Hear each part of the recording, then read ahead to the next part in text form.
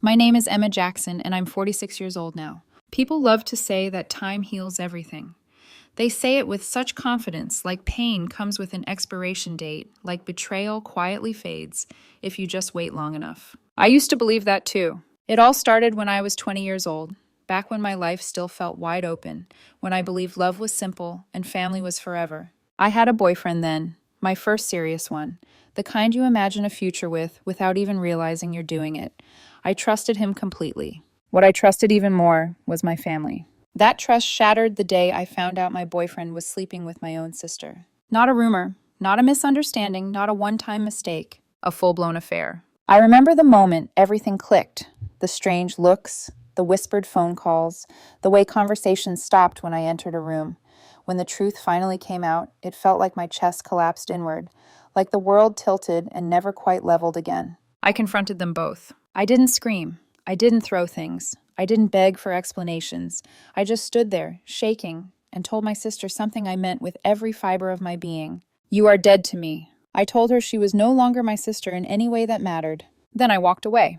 What I didn't expect, what hurt almost as much as the betrayal itself, was what happened next. My family never cut her off. They kept inviting her to holidays, to birthdays, to family dinners where my absence became the inconvenience, not her actions. And when she married him, the same man who had betrayed me, they celebrated like nothing had ever happened. That's when I drew my line in the sand. If she was invited, I wouldn't come. It wasn't revenge. It wasn't bitterness. It was survival. For more than 2 decades, I held that boundary, quietly, firmly, no matter how many times my parents told me I needed to move on or how often relatives hinted that I was being difficult. Then came the present. My daughter sat me down one evening, smiling nervously, hands folded like she was bracing herself. She told me she was getting married next spring. I was overjoyed, until she said the words that reopened every scar I'd spent years stitching closed. She had invited my sister and her husband to the wedding. Worse, she admitted she'd been secretly rebuilding a relationship with them for 4 years, behind my back. She even wanted their daughter to be the flower girl. It felt like the floor disappeared beneath me. I told her my boundary hadn't changed. If they were there, I wouldn't be. And I wouldn't pay for a wedding that asked me to swallow my pain for the sake of pretending everything was fine. She cried. She accused me of living in the past, of choosing old wounds over her happiness. Watching her walk away in tears nearly broke me.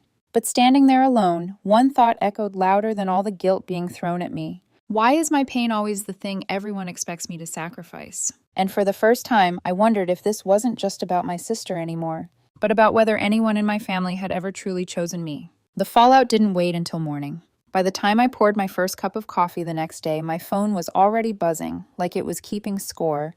Missed calls, unread messages, voices demanding I explain myself. My daughter was the first to call.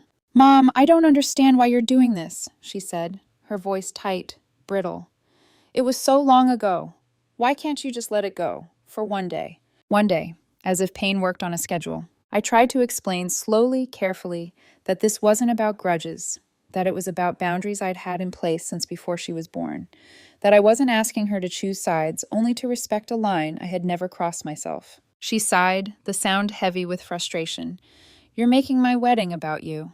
The words hit harder than I expected. After we hung up, the next call came from my ex-husband. He didn't ease into it. "Are you trying to destroy your relationship with our daughter?" he snapped. "She's crushed, Emma, absolutely crushed." "And for what? Something that happened before she was even alive?" Before I could answer, he added, "You're being unreasonable."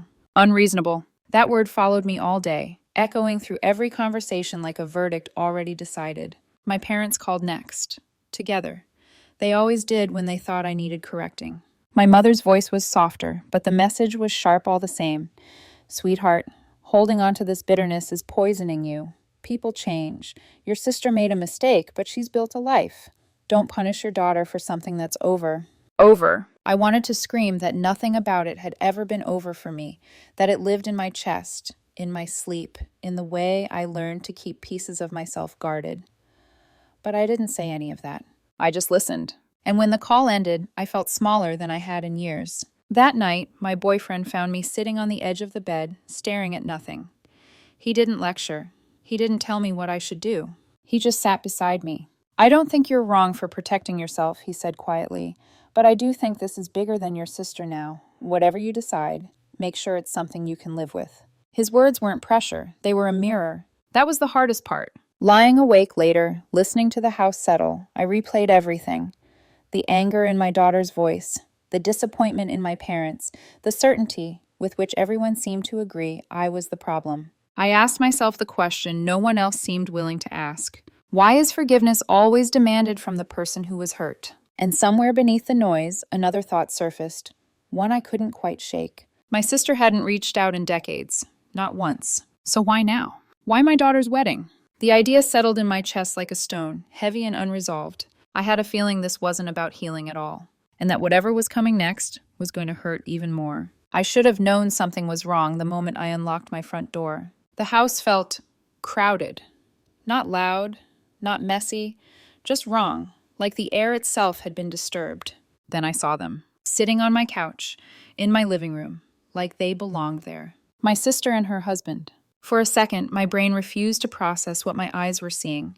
My keys slipped from my fingers, clattering onto the hardwood floor, the sound sharp in the sudden silence. I stood frozen in the doorway, my heart pounding so hard I could hear it in my ears. "What is going on?" I finally managed to ask. My daughter stood near the kitchen, her face pale, hands clasped together like she was bracing for impact. "Mom," she started, forcing a nervous smile, "you're home early." That wasn't an answer. I looked back at them, at the woman who had betrayed me and the man she had stolen from my life. They sat there calmly, hands folded, as if this were some kind of polite family meeting. "Why are they here?" I asked, my voice unnervingly steady. My daughter swallowed. "I invited them. I thought it was time we talked. Before the wedding." Talked. The word hit me like an insult. "You thought ambushing me in my own home was the way to do that?" I said. My chest felt tight, my breath shallow. "After everything they did?" My sister finally spoke. Her voice was calm, too calm. "I know this is hard for you, Emma, but I just wanted—" "No," I cut her off, my hand shaking. "You don't get to start with that. You don't get to decide what's hard for me." Her husband shifted beside her, looking uncomfortable, but he said nothing. He never had. My daughter stepped between us, palms raised. "Please, Mom, just listen. This is important to me. I want my wedding to bring everyone together, not tear us further apart." I laughed, but there was no humor in it. "This," I said, pointing at my sister, "is not my family. I made that clear years ago." My sister's face tightened, but she stayed silent. "And you," I continued, turning to her husband, "you don't get to sit in my house like nothing ever happened." The room went deathly quiet. Tears welled in my daughter's eyes. "Why can't you just get over it?" she whispered. "It's been decades. You're holding on to old grudges." Old grudges. Something inside me snapped. "These aren't grudges," I said, my voice breaking despite myself. "This is about trust, about respect, and you two destroyed both." She shook her head, crying now. "I'm asking you as your daughter, please, just try, for me." I wanted to. God, I wanted to. But every cell in my body screamed no. "I can't," I said firmly. "Not like this. Not with them." I turned to my sister and her husband. "You need to leave. Now."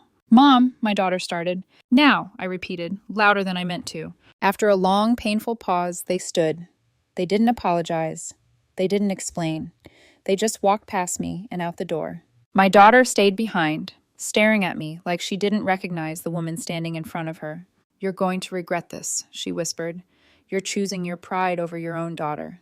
The door closed. The sound echoed through the house like a final sentence. I sank onto the couch, my heart racing, my hands trembling. The silence that followed was unbearable. Had I done the right thing? Or had I just pushed my daughter away forever? I stared at the empty space where they'd been sitting, knowing one thing for certain. This wasn't over. Not even close. The house stayed quiet for days after that. Too quiet. My daughter stopped calling. My parents sent clipped, careful messages that felt more like warnings than concern. Even my ex-husband seemed to back off, as if everyone was waiting to see what I would do next, whether I'd cave, apologize, and make everything easier for them. I didn't, but the weight of it pressed on me constantly. Then, one afternoon, the phone rang with a number I hadn't seen in years. It was an old family friend, someone who had stayed loosely connected to both sides of the family, neutral territory. "Emma," she said carefully, "I don't know if I should be telling you this, but I think you deserve to know." I leaned against the kitchen counter, my stomach tightening. "Know what?" She hesitated before continuing. "Your sister. She doesn't want to come to your daughter's wedding to make peace. Not really." I closed my eyes. What does that mean? She exhaled slowly.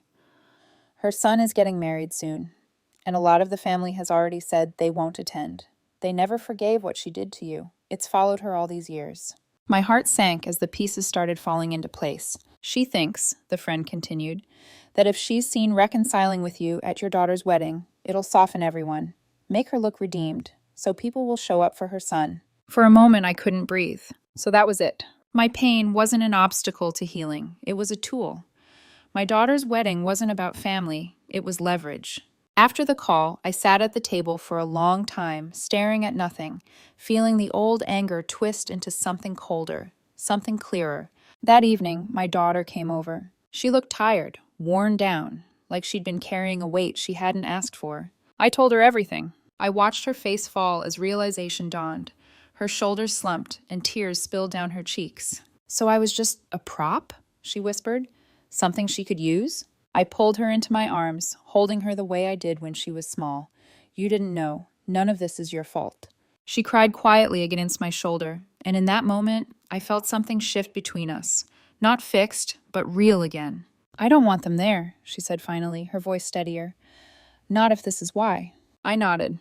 "I'll support whatever you decide." She took a deep breath. "Then they're not invited. I want my wedding to be about people who actually care, not people with an agenda." The decision didn't bring peace, not right away. When word spread, the family reaction was immediate and divided. Some were relieved. Others accused us of being dramatic, of stirring up old wounds. But this time, I didn't feel alone. My daughter and I stood together. And for the first time since all this began, I felt something close to relief. The truth had a way of doing that, once it was finally out in the open. I thought uninviting my sister would be the end of it.